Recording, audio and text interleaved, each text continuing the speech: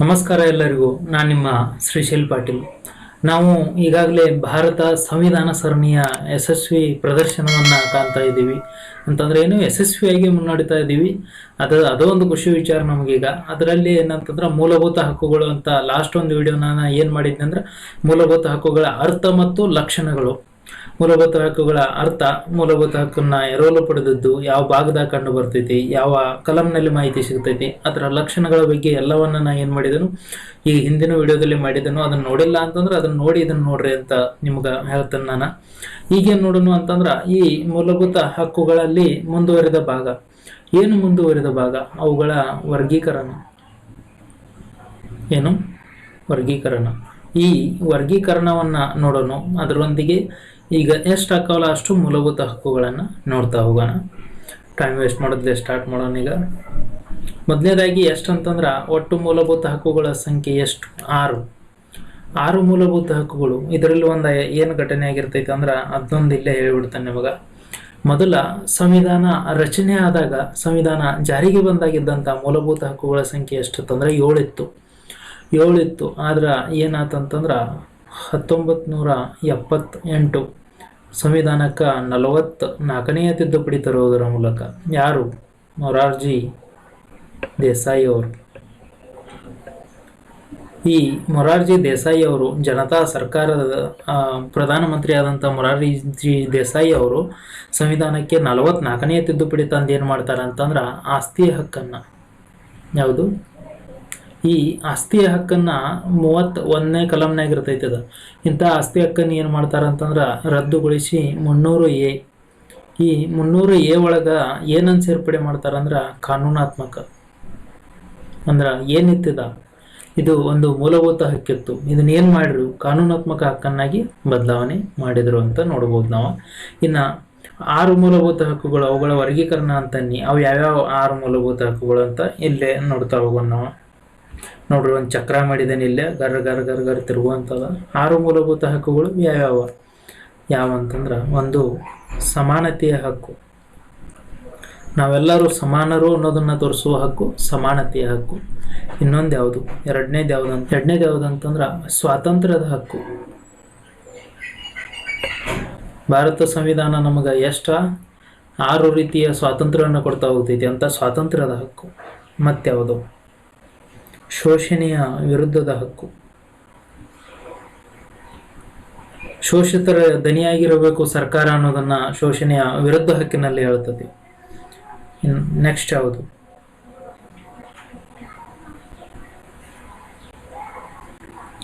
ಧಾರ್ಮಿಕ ಸ್ವಾತಂತ್ರ್ಯದ ಹಕ್ಕು. ಧಾರ್ಮಿಕ ಸ್ವಾತಂತ್ರ್ಯ ಯಾವುದೇ ಧರ್ಮವನ್ನು ಸ್ವೀಕರಿಸೋದಾಗಿರ್ಬೋದು, ಅದಕ್ಕೆ ದಾನದತ್ತಿ ಕೊಡೋದಾಗಿರ್ಬೋದು, ಅದನ್ನು ಪಾಲನೆ ಮಾಡೋದಾಗಿರ್ಬೋದು, ಇದರಲ್ಲಿ ಮುಕ್ತವಾದ ಅವಕಾಶವನ್ನು ಕೊಡ್ತೈತಿ. ಯಾಕಂದ್ರೆ ಭಾರತ ದೇಶ ಜಾತ್ಯತೀತ ದೇಶ. ಸಂವಿಧಾನದ ಪೀಠಿಕೆಯಲ್ಲಿ ಹೇಳಿದಾನ ನಿಮಗೆ. ಸಂವಿಧಾನದ ಪೀಠಿಕೆಯಲ್ಲಿ ಹೇಳ್ತಾ ಹೋಗ್ತಾರೆ, ಜಾತ್ಯತೀತ ದೇಶ ಅಂದರೆ ಯಾವುದೋ ಒಂದು ಜಾತಿಗೆ ಸೀಮಿತವಾಗಿಲ್ಲ, ರಾಷ್ಟ್ರೀಯ ಧರ್ಮ ಇಲ್ಲ ಅನ್ನೋದನ್ನ ಹೇಳ್ತಾರೆ. ಇನ್ನೊಂದು ಯಾವುದು? ಮತ್ಯಾವುದು? ಸಾಂಸ್ಕೃತಿಕ ಮತ್ತು ಶೈಕ್ಷಣಿಕ. ಇಲ್ಲಿ ಶಿಕ್ಷಣದ ಬಗ್ಗೆ ಮಾಹಿತಿಯನ್ನು ಕೊಡ್ತಾರೆ, ನಮ್ಮ ಭಾಷೆ ಲಿಪಿಗಳ ಬಗ್ಗೆ ಮಾಹಿತಿಯನ್ನು ತಿಳಿಸ್ತಾ ಹೋಗ್ತಾರೆ. ಇನ್ನು ಕೊನೆಯದಾಗಿ ಯಾವುದಂತಂದ್ರೆ ನಮಗೆ ಈ ಏನು 5 ಮೂಲಭೂತ ಹಕ್ಕುಗಳು, ಈ 5 ಮೂಲಭೂತ ಹಕ್ಕುಗಳಿಗೆ ಏನಾದರೂ ಧಕ್ಕೆ ಬಂತು ಅಂತಂದ್ರೆ ನಾವೇನು ಮಾಡ್ಬೋದು ಅಂತಂದ್ರೆ, ಇಲ್ಲೊಂದು ಹಕ್ಕು ಐತಿ. ಆ ಹಕ್ಕಿನ ಅನ್ವಯ ನಾವೇನು ಮಾಡ್ತಾ ಹೋಗ್ಬೋದು ಅಂತಂದ್ರೆ ಸುಪ್ರೀಂ ಕೋರ್ಟ್, ಹೈಕೋರ್ಟ್ಗಳಿಗೆ ಹೋಗ್ಬೋದು. ಯಾವುದು? ಸಂವಿಧಾನಾತ್ಮಕ ಪರಿಹಾರದ ಹಕ್ಕು. ನಮಗೇನಾದ್ರ ಈ ಹಕ್ಕುಗಳಿಗೆ ಧಕ್ಕೆ ಉಂಟಾತಂದ್ರೆ ನಾವೇನು ಸಲ್ಲಿಸುವ ಮೂಲಕ ರಿಟ್ ಅರ್ಜಿಯನ್ನು ಸಲ್ಲಿಸೋದ್ರ ಮೂಲಕ ನಾವು ಎಲ್ಲಿ ಹೋಗ್ಬೋದು ಅಂತಂದ್ರೆ ಹೈಕೋರ್ಟ್ ಮತ್ತು ಸುಪ್ರೀಂ ಕೋರ್ಟಿಗೆ ಹೋಗ್ಬೋದು. ಈಗ ಹೇಳಿ 6 ಮೂಲಭೂತ ಹಕ್ಕುಗಳು. ಇದನ್ನ ಹೆಂಗೆ ನೆನಪಿಟ್ಬಿಟ್ರಿ ಅಂದ್ರೆ ಒಂದು ಸಿಂಪಲ್. ಇಲ್ಲಿ ನೋಡ್ರಿ, ಸಮಾನತೆಯ ಹಕ್ಕು. ಇದಕ್ಕೆ ಏನಂತೀರಿ? 5. ಸಮಾನತೆ ಹಕ್ಕು ಅಂದ್ರೆ 5 ಅಂತ ನೆನಪಿಡ್ರಿ. ಸ್ವಾತಂತ್ರ್ಯದ ಹಕ್ಕು ಅಂದಾಗ ಎಷ್ಟು ನೆನಪಿಡ್ರಿ ಅಂದ್ರೆ 4 ಅಂತ ನೆನಪಿಡ್ರಿ. ಇನ್ನು ಶೋಷಣೆಯ ವಿರುದ್ಧದ ಹಕ್ಕು 2, ಧಾರ್ಮಿಕ ಸ್ವಾತಂತ್ರ್ಯದ ಹಕ್ಕು 4, ಸಾಂಸ್ಕೃತಿಕ ಮತ್ತು ಶೈಕ್ಷಣಿಕ ಹಕ್ಕು 2, ಸಂವಿಧಾನಾತ್ಮಕ ಪರಿಹಾರದ ಹಕ್ಕು 1. ಏನಿದ ಐದ ನಾಲ್ಕ ಯಾಡ ನಾಲ್ಕ ಯಾಡ ಒಂದ ಏನು ಉಲ್ಟಾಯ ಬೆರ್ಸಾತಾನೇನೋ ಅಂತ ಅನ್ನಕ್ಕೆ ಹೋಗ್ಬೇಡ್ರಿ. ಇಲ್ಲಿ ಏನಾಯ್ತಂದ್ರ ಈಗ ಸಮಾನತೆ ಹಕ್ಕಿನಾಗ ಎಷ್ಟು ಕಲಂಗಳು ಕಂಡು ಬರ್ತಾವೆ ನಮಗೆ. ಇದು ಭಾಳ ಇಂಪಾರ್ಟೆಂಟ್. ನಮಗೆ ಸಂವಿಧಾನದಲ್ಲಿ ಅತ್ಯಂತ ಮುಖ್ಯವಾದ ಅತ್ಯಂತ ವಿಶಾಲವಾದ ಚಾಪ್ಟರ್ ಯಾವುದಂತಂದ್ರೆ ಮೂಲಭೂತ ಹಕ್ಕುಗಳು. ಈ ಮೂಲಭೂತ ಕರ್ತವ್ಯಗಳು ಮತ್ತು ರಾಜ್ಯ ನಿರ್ದೇಶಕ ತತ್ವಗಳು ಭಾಳ ಮುಗಿತಾವೆ, ಆದರೆ ಮೂಲಭೂತ ಹಕ್ಕುಗಳು ಮುಗಿಯೋದಿಲ್ಲ. ಇಲ್ಲಿ 5 ಯಾಕಂದ್ರೆ ನಮಗೆ ಮೊದಲೇ ಗೊತ್ತೈತಿ ಎಷ್ಟನೇ ಕಲಂನಿಂದ ಮಾಹಿತಿ ತಿಳಿಸ್ತಾ ಹೋಗ್ತಾರ. ಇಲ್ಲಿ ಮೂಲಭೂತ ಹಕ್ಕುಗಳಿಗೆ ಮೂಲ ರಚನೆಯಲ್ಲಿ ಎಷ್ಟಂದ್ರೆ 12ರಿಂದ 35 ಮಾಹಿತಿ ಹೇಳಿದ್ರು ನಮಗಿಲ್ಲಿ ಏನು 6 ರೀತಿಯ ಹಕ್ಕುಗಳು ಬರ್ತಾವಲ್ಲ, ಈ 6 ರೀತಿಯ ಹಕ್ಕುಗಳಿಗೆ ಎಷ್ಟರಿಂದ ಅಂದ್ರೆ 14ರಿಂದ 32 14ರಿಂದ 32 ಕಲಂಗಳಲ್ಲಿ ನಮ್ಗೆ ಮಾಹಿತಿ ಸಿಗ್ತಾ ಹೋಗ್ತೈತಿ. ಇನ್ನು ಅದರದ ಯಾವುದು ಅದರ ಭಾಗ ಯಾವುದಂತ ಹೇಳಿದ್ದು, ಭಾಗ ಯಾವುದಂತಂದ್ರೆ 3ನೇ ಭಾಗ. ಮೂರನೆಯ ಭಾಗ ಅಂತ ನೋಡ್ಬೋದು. ಇನ್ನು ಕಲಂಗಳು ಯಾವ್ಯಾವ 14ರಿಂದ 32. ಅದಕ್ಕೆ ಇಲ್ಲೇನು ಬರ್ದೈತೆ ಅಂದ್ರೆ ಇಲ್ಲಿ 5 ಅದಾವಲ್ಲ, ಇಲ್ಲೇನು ಮಾಡ್ರಿ 14 15 16 17 18 ನೋಡ್ರಿ 1 2 3 4 5 ಇವು 5 ಕಲಂಗಳು ಏನಂತಂದ್ರೆ ಸಮಾನತೆಯ ಹಕ್ಕು ಅಂತಂದಂಗೆ. ಇನ್ನು ನೆಕ್ಸ್ಟ್ 4 ಯಾಕೆ ಬರೀಶ್ನಿ ಹಂಗೆ ಮಾಡ್ಕೊಂತ ಹೇಳ್ಬಿಡ್ರಿ 19 20 21 22 ನೋಡ್ರಿ 1 2 3 4 ಇವು 4 ಏನು ಹೇಳ್ತಾವು ಸ್ವಾತಂತ್ರ್ಯದ ಹಕ್ಕಿನ ಬಗ್ಗೆ ಮಾಹಿತಿಯನ್ನು ಕೊಡ್ತಾ ಹೋಗ್ತಾವೆ. ಇನ್ನು ಮತ್ತೆ ಯಾವುದು ಶೋಷಣೆ ವಿರುದ್ಧದ ಹಕ್ಕು 2 ಅಂತ ಹೇಳಿ ಯಾವ 23 ಮತ್ತು 24 ಇವೆರಡು ಕಲಂಗಳು ಶೋಷಣೆಯ ವಿರುದ್ಧದ ಹಕ್ಕುಗಳ ಬಗ್ಗೆ ಮಾಹಿತಿಯನ್ನು ಕೊಡ್ತಾವೆ. ಇನ್ನು ಧಾರ್ಮಿಕ ಸ್ವಾತಂತ್ರ್ಯದ ಹಕ್ಕು 25 26 27 28 ನೋಡ್ರಿ ಇಲ್ಲಿಯೂ 4 ಏನು ಹೇಳ್ತಾವೆ ಧಾರ್ಮಿಕ ಸ್ವಾತಂತ್ರ್ಯದ ಬಗ್ಗೆ ಮಾಹಿತಿಯನ್ನು ನಮಗೆ ತಿಳಿಸ್ತಾ ಹೋಗ್ತಾವೆ. ಇನ್ನು ಸಾಂಸ್ಕೃತಿಕ ಮತ್ತು ಶೈಕ್ಷಣಿಕ ಹಕ್ಕು ಎಷ್ಟು 29 30 ನೋಡ್ರಿ 29 30 ಸಾಂಸ್ಕೃತಿಕ ಶೈಕ್ಷಣಿಕ ಹಕ್ಕು. ಇನ್ನು ಇಲ್ಲೇನೈತಿ ಒಂದು ವಿಶೇಷವಾದದ್ದಿತ್ತು ಆದರೆ ಈಗಿಲ್ಲ 31 ಇದು 31 ಕಲಂ ಯಾವುದು ಅಂತ ನಾನು ನಿಮ್ಗೆ ಏನು ಮಾಡಿದೆ ಅಂತಂದ್ರೆ ಇಲ್ಲಿ ಮಾಹಿತಿ ಕೊಟ್ಟಿನಿ ನೋಡ್ರದ ಇದೆಲ್ಲ ಅದಕ್ಕೆ ಸಂಬಂಧಪಟ್ಟಿದ್ದ. ಅದಕ್ಕೆ ಅದನ್ನು ಏನು ಮಾಡಿರಿ ಇಲ್ಲೇ ತೆಗಿತಾ ಹೋದ್ರು, ಈಗ ಅದ ಇಲ್ಲ. ಇನ್ನು ಸಂವಿಧಾನಾತ್ಮಕ ಪರಿಹಾರದ ಹಕ್ಕು 1 ಯಾವುದು 1 ಅಂದಂಗಾತ ಈಗ 32 ಇದು 32ರ ರಿಟ್ಟನ್ನು ಸಲ್ಲಿಸಬಹುದು. ಈ ರೀತಿ ನಾವು ಸಂವಿಧಾನವನ್ನು ಏನು ಮಾಡ್ತೇವೆ ಸಂವಿಧಾನದಲ್ಲಿರುವಂಥ ಮೂಲಭೂತ ಹಕ್ಕುಗಳನ್ನು 6 ಮೂಲಭೂತ ಹಕ್ಕುಗಳನ್ನು ಈ ರೀತಿ ನಾವು ವರ್ಗೀಕರಣ ಮಾಡ್ತಾ ಹೋಗ್ತೀವಿ. ಇದು ಭಾಳ ಇಂಪಾರ್ಟೆಂಟ್. ಇದನ್ನ ಏನು ಮಾಡ್ರಿ ಗೊತ್ತು ನೀವು ಒಂದು ಬುಕ್ನಾಗಾರ ಬರೆದು ಇಟ್ಕೋರಿಲ್ಲ, ಬರೆದು ಒಂದು ಗಾಳಿಗೆ ಹಚ್ಚಿಬಿಡ್ರಿ ಅದನ್ನು. ಇದು ಭಾಳ ಇಂಪಾರ್ಟೆಂಟ್. ಇಷ್ಟು ನಮಗೆ ಗೊತ್ತಿತ್ತು ಅಂತಂದ್ರೆ ನಿಮಗೆ ಇದ್ರೊಳಗೆ 1ರಿಂದ 2 ಕ್ವಶನ್ ಬರ್ತಾವೆ. 1ರಿಂದ 2 ಕ್ವಶನ್ ಬರ್ತಾವೆ. ಯಾಕಂದ್ರೆ ಹಕ್ಕುಗಳ ಬಗ್ಗೆ ಯಾರು ಕೇಳ್ತಾರ ಇಲ್ಲ, ಇದು ಏನೈತಲ್ಲ ಇದು ಮೂಲಭೂತ ಹಕ್ಕುಗಳಲ್ಲಿ ಕಲಂಗಳ ಬಗ್ಗೆ ಕೇಳ್ತಾರೋ ಇಲ್ಲಂತಂದ್ರೆ ಡೈರೆಕ್ಟ್ ಇದನ್ನ ಕೇಳಿಬಿಟ್ಟಿರ್ತಾರೆ. ಈ ಭಾಳ ಸಲ ರಿಪೀಟ್ ಆಗೋದಂತಂದ್ರೆ ಇಲ್ಲಿ ನೋಡ್ರಿ ಅತಿ ಹೆಚ್ಚಾಗಿ ಕ್ವಶನ್ಗಳು ಕೇಳೋದಂತ ಇದಂತೂ ಅತಿ ಹೆಚ್ಚಾಗಿ ಕ್ವಶನ್ ಕೇಳ್ತಾರೋ ಸಮಾನತೆ ಹಕ್ಕಿನಾಗ. ಆಮ್ಯಾಗ ಇಲ್ಲಿದನ್ನು ಕೇಳಿರ್ತಾರೆ ಉದ್ಯೋಗದಲ್ಲಿ ಮೀಸಲಾತಿ ಬಗ್ಗೆ ಕೇಳಿರ್ತಾರೆ. ಇಲ್ಲಿ 19 ಅಂತೂ ಭಾಳ ಇಂಪಾರ್ಟೆಂಟ್. 19 ಕೇಳಿರ್ತಾರೋ. ಇನ್ನು 21 ಸಾರ್ವತ್ರಿಕ ಶಿಕ್ಷಣದ ಬಗ್ಗೆ ಕೇಳಿರ್ತಾರೋ. ಶೋಷಣೆಯ ವಿರುದ್ಧ ಹಕ್ಕಿನೊಳಗೆ ಇಲ್ಲೂ ಇಲ್ಲಂತೂ ಇವೆರಡು ಇಂಪಾರ್ಟೆಂಟ್. ಇನ್ನು ಧಾರ್ಮಿಕ ಸ್ವಾತಂತ್ರ್ಯ ಒಳಗೆ ಧರ್ಮವನ್ನು ಸ್ವೀಕರಿಸೋದು, ದಾನದತ್ತಿಗಳನ್ನು ಕೊಡೋದು, ಅವರ ಸಂಘಟನೆಯನ್ನು ಸ್ಥಾಪಿಸೋದು ಅದೈತಿ. ಇಲ್ಲಿ ಸಾಂಸ್ಕೃತಿಕ ಮತ್ತು ಶೈಕ್ಷಣಿಕ ಒಳಗೆ ಭಾಷೆ ಲಿಪಿಗಳ ರಕ್ಷಣೆ ಮಾಡ್ಕೋದು, ಧಾರ್ಮಿಕವಾಗಿ ಧಾರ್ಮಿಕ ಕಾರ್ಯಕ್ಕೋಸ್ಕರನೇ ಸ್ಥಾಪನೆ ಆದಂಥ ಅಲ್ಪಸಂಖ್ಯಾತರಿಗೆ ಸ್ಥಾಪನೆ ಆದಂಥ ಶಿಕ್ಷಣ ಸಂಸ್ಥೆಗಳು. ಇಲ್ಲಿ ಯಾವುದೇ ರೀತಿಯಾದಂಥ ಬೇರೆ ವರ್ಗದವರು ಮೀಸಲಾತಿ ಕೊಡಕ್ಕೆ ಬರೋದಿಲ್ಲ ಅಂತ ಹೇಳ್ತಾರೋ. ಇದಂತೂ ವೆರಿ ಇಂಪಾರ್ಟೆಂಟ್. 5 ರೀತಿಯ ರೆಟ್ಗಳು ಕಂಡು ಬರ್ತಾವೆ. ಆ 5 ರೀತಿಯ ರೆಟ್ಗಳು ಯಾವುವು ಏನೇನೋ ಅದನ್ನು ಲಾಸ್ಟಿಗೆ ನಾ ಹೇಳ್ಕೊತ ಹೋಗ್ತಾನೋ. ಈಗೇನು ನೋಡೋಣ ಅಂತಂದ್ರೆ ಈಗ ನಾನು ನಿಮಗೆ ಹೇಳಿ ಈಗ 14ರಿಂದ 32 ಮಟ್ಟ ನೀವು ಯಾವುದೇ ಕೋಚಿಂಗ್ ಸೆಂಟ್ರಿಗೆ ಹೋಗ್ರಿ ಇದನ್ನ ಬರೆಸಿಬಿಡ್ತಾರೆ ಅವ್ರು 14ರಿಂದ 32. ಆದರೆ ನಮಗೆ 12ರಿಂದ 35 ಅಂತ ಕೊಟ್ಟಿದಾರಲ್ಲ, ಹಂಗಂತಂದ್ರೆ ಮತ್ತು ಕಲಂ ಎಷ್ಟು 12ರಿಂದ 35 ಅಂತ ಕೊಟ್ಟಿದ್ದಾರೋ. ಇಲ್ಲಿ ಯಾವುದಂತಂದ್ರೆ ಇಲ್ಲಿ ಇದಕ್ಕೆ ಅನ್ನೋದಿಲ್ಲ, ಇಲ್ಲಿ ಸ್ಕ್ರೀನ್ ಮ್ಯಾಗ ಇಲ್ಲಿ ಬರೀತಾರೆ ನೋಡ್ರಿ 29 ಮತ್ತು 30 ಇದೆ 29 30. ಇಲ್ಲಿ ಏನು ಕೊಟ್ಟಿದ್ದಾರೆ ಅಂತಂದ್ರೆ ನಮಗೆ 12ರಿಂದ 35 ಅಂತ ಕೊಟ್ಟಿದ್ದಾರೆ. ನಾವೇನು ಓದಾತೇವೆ ಇಲ್ಲಿ 14ರಿಂದ 32 ಓದ್ತೇವೆ. ಹಂಗಂತಂದ್ರೆ 13 12 13 ಇವೆರಡು ಏನು ಹೇಳ್ತಾವೆ, ಇವೆರಡು ಕಲಂ ಏನು ಹೇಳ್ತಾವೆ ನಮಗೇನು ಗೊತ್ತು, ನಮಗೆ ಯಾಕೆ ಬೇಕು ಅನ್ನಬಾರ್ದು. ಏನು ಹೇಳ್ತಾವೆ ನೋಡೋಣ. ಈಗ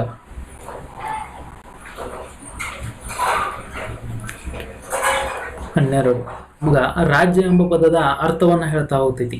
ರಾಜ್ಯ ಅಂತಂದ್ರೆ ಇಲ್ಲೇ ಸಂವಿಧಾನದಲ್ಲಿ ಎಲ್ಲೂ ರಾಷ್ಟ್ರ ಅಂತ ಹೇಳಿಲ್ಲ, ರಾಜ್ಯ ಅಂತ ಹೇಳ್ಕೊಂತ ಹೋಗಿದಾರ. ಅಂದ್ರೆ ರಾಷ್ಟ್ರಕ್ಕನ್ನ ರಾಜ್ಯ ಅನ್ಕೊಂತ ಹೋಗಿದಾರು. ಮೊದಲ ರಾಜ ಮಹಾರಾಜರು ಆಳ್ವಿಕೆ ಮಾಡುವಾಗ ಏನಂತ ಕರಿತಿದ್ರು, ರಾಷ್ಟ್ರ ಅಂತ ಕರಿತಿದ್ರು ಕೆಲವರು, ಒಂದು ರಾಜ್ಯ ಅಂತ ಕರಿತಿದ್ರು. ಅದಕ್ಕೆ ಇವ್ರು ಏನ್ ಮಾಡಿದಾರು, ಈಗ ಮೈಸೂರು ರಾಜ್ಯ ಅಂತ ಕರಿತವ್ರು. ಅವ್ರ ಮೊದಲು ಮೈಸೂರು ರಾಜ್ಯ ಅಂದ್ರೆ ಅದು ರಾಜ್ಯ ಅಲ್ಲ, ಅದು ಒಂದು ಅಖಂಡ ರಾಷ್ಟ್ರ ಅಂತ ಅವರಿಗೆ ಭಾವನೆ ಇತ್ತು, ಅವರ ಮೇರೆಗಳು. ಈಗ ವಿಜಯನಗರ ಸಾಮ್ರಾಜ್ಯ ಅಂತ ಕರಿತೀವಿ, ಗಂಗರ ಸಾಮ್ರಾಜ್ಯ, ಗುಪ್ತರ ಸಾಮ್ರಾಜ್ಯ, ಚಾಲುಕ್ಯರ ಸಾಮ್ರಾಜ್ಯ, ರಾಜ್ಯ ಅಂತ ಕರಿತಾ ಹೋಗ್ತಾರ ಅವ್ರು. ಅದಕ್ಕೆ ಸಂವಿಧಾನದಲ್ಲಿ ಏನ್ ಮಾಡಿದಾರು, ರಾಜ್ಯ ಅಂತ ಹೇಳಿದಾರೆ. ರಾಜ್ಯ ಅಂದ್ರೆ ನಾವೇನ್ ತಿಳ್ಕೋಬೇಕು, ರಾಷ್ಟ್ರ ಅಂತ ತಿಳ್ಕೋಬೇಕು. ಇಲ್ಲೇನೈತಿ, ರಾಜ್ಯ, ರಾಜ್ಯದ ಅರ್ಥ 12ನೇ ಭಾಗ ಏನ್ ಹೇಳ್ದೈತೆ ಅನ್ನಂಗಾತು, ರಾಜ್ಯದ ಅರ್ಥ. ರಾಜ್ಯ ಅಂದ್ರೆ ಏನು, ರಾಷ್ಟ್ರ. ವೆರಿ ಇಂಪಾರ್ಟೆಂಟ್ ಇದು. ಇಲ್ಲಿ ಏನು ಅರ್ಥ ಅಂತಂದ್ರೆ ಏನು ಹೇಳ್ತೈತಿ, ಇಲ್ಲಿ ಏನು ಪ್ರಮುಖವಾಗಿ ಹೇಳ್ತೈತಿ ಅಂದ್ರೆ, ಈಗ ಕೇಂದ್ರ ಸರ್ಕಾರದಲ್ಲಿ ಕಾರ್ಯಾಂಗ ಮತ್ತು ಶಾಸಕಾಂಗಗಳು ಇರ್ತಾವೆ. ಕಾರ್ಯಾಂಗ ಮತ್ತು ಶಾಸಕಾಂಗಗಳ ಏನು ಅಧಿಕಾರಗಳು, ಯಾವ ರೀತಿ ಅಧಿಕಾರ ನಡೀತಾವು ಅನ್ನೋದ್ರ ಬಗ್ಗೆ ಇಲ್ಲೇ ಮಾಹಿತಿ ಕೊಟ್ಕೊಂತ ಹೋಗ್ತಾರೆ. ಇನ್ನೊಂದೇನ, ರಾಜ್ಯ ಕಾರ್ಯಾಂಗ ಮತ್ತು ಶಾಸಕಾಂಗ ಏನು ಕೇಂದ್ರದಲ್ಲಿ ಸೆಂಟ್ರಲ್ ಗೌರ್ಮೆಂಟ್ದ ಕಾರ್ಯಾಂಗ ಶಾಸಕಾಂಗ ಬಗ್ಗೆ ಹೇಳ್ತಾರಲ್ಲ, ಹಂಗ ರಾಜ್ಯದಲ್ಲಿ ರಾಜ್ಯ ಕಾರ್ಯಾಂಗ ಶಾಸಕಾಂಗದ ಬಗ್ಗೆ ಮಾಹಿತಿಯನ್ನ ಕೊಡ್ತಾ ಹೋಗ್ತಾರೆ. ಅಷ್ಟಲ್ಲ, ಅದರೊಂದಿಗೆ ಮತ್ತೇನು, ಈಗ ಮುನ್ಸಿಪಾಲಿಟಿಗಳು ಇರ್ತಾವೆ. ಮುನ್ಸಿಪಾಲಿಟಿಯ ಅಧಿಕಾರ ಮತ್ತು ಕಾರ್ಯಗಳನ್ನು ಸ್ಥಳೀಯ ನಗರ ಸಂಸ್ಥೆಗಳಂತ ಕರಿತೇವೆ. ಅಧಿಕಾರ ಮತ್ತು ಕಾರ್ಯಗಳನ್ನು ಅವಕೃತ ಹೇಳ್ತಾರೋ. ಸಹಕಾರಿ ಸಂಸ್ಥೆಗಳ ಅಧಿಕಾರ ಮತ್ತು ಕಾರ್ಯಗಳನ್ನು ಹೇಳ್ತಾರೋ. ಇನ್ನೊಂದಷ್ಟು ಏನು ಬರ್ತಾವೆ, ಸ್ವಾಯತ್ತ ಸಂಸ್ಥೆಗಳು ಬರ್ತಾವೆ. ಅಂದ್ರೆ ಈಗ ಇಲ್ಲೇ ಪ್ರಮುಖವಾಗಿ ಏನೇನು ಕಂಡು ಬಂದು, ಕೇಂದ್ರ ಮತ್ತು ಕೇಂದ್ರದ್ದೇನ, ಕೇಂದ್ರ ಸರ್ಕಾರ, ಕೇಂದ್ರ ಮತ್ತು ರಾಜ್ಯ ಎರಡು ಬರ್ಕೊಂಡ್ಬಿಡ್ರಿ ಇಲ್ಲಿ. ಕೇಂದ್ರ ಮತ್ತು ರಾಜ್ಯ ಸರ್ಕಾರಗಳ, ಕೇಂದ್ರ ಮತ್ತು ರಾಜ್ಯ ಸರ್ಕಾರಗಳ ಏನು ಕಾರ್ಯಾಂಗ, ಶಾಸಕಾಂಗ. ಅಂದ್ರೆ ಕಾರ್ಯಾಂಗ, ಶಾಸಕಾಂಗ. ಈಗ ಶಾಸನಗಳನ್ನ ರಚಿಸೋದು, ಅದನ್ನ ಜಾರಿಗೆ ತರೋದು ಕಾರ್ಯಾಂಗ ಶಾಸಕಾಂಗದ ಆದ್ಯ ಕರ್ತವ್ಯ ಆಗಿರ್ತಾವೆ. ಇಲ್ಲ ನಮ್ಮ ಪ್ರಜೆಗಳ ಕಲ್ಯಾಣವ ಇವ್ರದ್ದು ಗುರಿ ಆಗಿರ್ತೈತಿ. ಅದಕ್ಕೆ ಅದ್ರ ಬಗ್ಗೆ ಎಲ್ಲ ಯಾವ ರೀತಿ ನಡೆಸ್ಬೇಕವ್ರ ಅನ್ನೋದನ್ನ ಇವ್ರಿಗೆ ಇನ್ಸ್ಟ್ರಕ್ಷನ್ ಕೊಡೋದನ್ನ ಕಲಂ 12 ಮಾಡ್ತಾ ಹೋಗ್ತೈತಿ. ಮತ್ತು ಇನ್ನೊಂದು ಏನು ಮಾಡ್ತೈತಿ ಅಂದ್ರೆ, ನಗರ ಸ್ಥಳೀಯ ಸಂಸ್ಥೆಗಳು, ನಗರ ಮತ್ತು ಸ್ಥಳೀಯ. ಈಗ ನಗರ ಅಂತಂದ್ರೆ ಏನು, ಮುನ್ಸಿಪಾಲಿಟಿಗಳು. ಸ್ಥಳೀಯ ಸಂಸ್ಥೆಗಳು ಅಂತಂದ್ರೆ ಏನು, ಪಂಚಾಯಿತಿಗಳು. ಇವುಗಳ ಏನಂತಂದ್ರೆ ಇವುಗಳಿಗೂ ಕೂಡ ಕಾರ್ಯಾಂಗ ಶಾಸಕಾಂಗ. ಈಗ ನಮಗೇನು ಗೊತ್ತಾಯ್ತು, ಕೇಂದ್ರ ಸರ್ಕಾರದ ಕಾರ್ಯಾಂಗ ಶಾಸಕಾಂಗ, ರಾಜ್ಯ ಸರ್ಕಾರದ ಕಾರ್ಯಾಂಗ ಶಾಸಕಾಂಗ, ನಗರ ಸಂಸ್ಥೆಗಳು ಮತ್ತು ಸ್ಥಳೀಯ ಸಂಸ್ಥೆಗಳು, ಇವೆರಡೂ ಕಾರ್ಯಾಂಗ ಮತ್ತು ಶಾಸಕಾಂಗದ ಬಗ್ಗೆ ಮಾಹಿತಿಯನ್ನ 12ನೇ ಕಲಂ ಕೊಡ್ತಾ ಹೋಗ್ತೈತಿ. ಇದರೊಂದಿಗೆ ಮತ್ತೇನಂತಂದ್ರೆ, ಕೆಲವೊಂದಿಷ್ಟು ಸ್ವಾಯತ್ತ ಸಂಸ್ಥೆಗಳು ಅದಾವು. ಅಂದ್ರೆ ಸ್ವಾಯತ್ತ ಸಂಸ್ಥೆಗಳು ಈಗ ಇವೇನಂತಿರ್ತಾವಂದ್ರೆ, ಮೊದಲು ಖಾಸಗಿ ಸಂಸ್ಥೆಗಳಾಗಿರ್ತಾವ, ಅವು ನಂತರ ಸರ್ಕಾರದ ಒಡೆತನದಲ್ಲಿ ಬಂದಿರ್ತಾವಂತ ಸ್ವಾಯತ್ತ ಸಂಸ್ಥೆಗಳ ಬಗ್ಗೆ ಮಾಹಿತಿಯನ್ನು ಕೂಡ ಇಲ್ಲೇ ಕೊಡ್ತಾ ಹೋಗ್ತಾರೆ. ಯಾವ್ಯಾವ ನಿಮ್ಗೆ ಉದಾಹರಣೆ ಹೇಳ್ಬೇಕಂದ್ರೆ, LIC ಅಂತ ನಿಮಗೆ ಗೊತ್ತಿರ್ತೈತಿದ, ಲೈಫ್ ಇನ್ಶೂರೆನ್ಸ್ ಕಾರ್ಪೊರೇಷನ್ ಅಂತ ಕರಿತೀವಿ, LIC ಆಗಿರ್ಬೋದು. ಇನ್ನು GAIL ಅಂತ ಕರಿತೀವಿ, GAIL gas authority limited India ಅಂತ ಕರಿತೀವಿ, ಅದಾಗಿರ್ಬೋದು. ಇನ್ನು ನಬಾರ್ಡ್ ಅಂತ ಕರಿತೀವಿ. ನಬಾರ್ಡ್ ಅಂತಂದ್ರೆ ಏನು, ಕೃಷಿಗೆ ಅತಿ ಹೆಚ್ಚು ಸಾಲ ಕೊಡುವಂಥ ಬ್ಯಾಂಕಿಗೆ ಏನಂತ ಕರಿತೀವಿ ನಾವು, ನಬಾರ್ಡ್ ಅಂತ ಕರಿತೀವಿ. ನಬಾರ್ಡ್ ಅಂದ್ರೆ ಕೃಷಿ ಬ್ಯಾಂಕುಗಳ ಅಪೆಕ್ಸ್ ಅಂತ ಕರಿತೀವಿ. ಅಂದ್ರೆ ಅತಿ ಹೆಚ್ಚು ಸಾಲ ಕೊಡೋದು. ಇದು 6ನೇ ಪಂಚವಾರ್ಷಿಕ ಯೋಜನೆಯಲ್ಲಿ ಏನಾಗ್ತಾ ಹೋಗ್ತೈತೆ ಅಂತಂದ್ರೆ, ಸ್ಥಾಪನೆ ಆಗ್ತೈತಿ. ಎಷ್ಟರಾಗ, 1982ರಾಗ. ಯಾರ ಸಮಿತಿ ಅನ್ವಯ ಅಂತಂದ್ರೆ, ಶಿವರಾಮನ್ ಸಮಿತಿ. ಯಾರು, ಶಿವರಾಮನ್. ಈ ಶಿವರಾಮನ್ ಸಮಿತಿಯ ಶಿಫಾರಸಿನ ಮೇಲೆಗೆ ಎಷ್ಟಂದ್ರೆ 1982ರಲ್ಲಿ 6ನೇ ಏನು ಫೈವ್-ಇಯರ್ ಪ್ಲಾನ್ ಪಂಚವಾರ್ಷಿಕ ಯೋಜನೆಯಲ್ಲಿ ಇಂದಿರಾ ಗಾಂಧಿ ಅವರ ಕಾಲದಲ್ಲಿ ಏನಾಗ್ತೈತಲ್ಲ ರಚನೆ ಆಗ್ತೈತಿ ಅಂತ ನೋಡ್ಬೋದು ನಾವು. ಇಂಥ ಸ್ವಾಯತ್ತ ಸಂಸ್ಥೆಗಳ ಮಾಹಿತಿಯನ್ನು 12ನೇ ಕಲಂ ಕೊಡ್ತೈತಿ. ಹಂಗಂತಂದ್ರೆ ಈಗ ಇನ್ನು 13ನೇ ಕಲಂ ಏನು ಮಾಹಿತಿ ಕೊಡ್ತೈತಿ,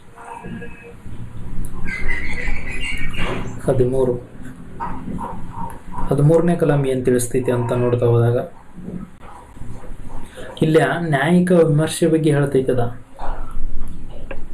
ನ್ಯಾಯಿಕ ವಿಮರ್ಶೆ ಅಂತಂದ್ರೆ ಏನು, ಈಗ ನಾ ಏನೋ ಒಂದು ಕೆಲಸ ಮಾಡ್ಬೇಕಾಗಿರ್ತೈತಿ, ನನಗೆ ಆ ಜವಾಬ್ದಾರಿ ಇರ್ತೈತಿ, ನಾ ಅದನ್ನ ಕೆಲಸ ಮಾಡಲಿಲ್ಲ ಅಂತಂದ್ರೆ ನಾ ಯಾಕೆ ಮಾಡಲಿಲ್ಲ, ನಾ ಮಾಡಿದ್ರದ್ದು ಏನೇನು ಆಗೈತಿ ಪರಿಣಾಮಗಳು, ನಮ್ಮ ಮ್ಯಾಗ ಕ್ರಮ ತಗೋಬೇಕು. ಆ ರೀತಿ ಏನಂತಂದ್ರೆ ಈಗ ನ್ಯಾಯಿಕ ವಿಮರ್ಶೆ.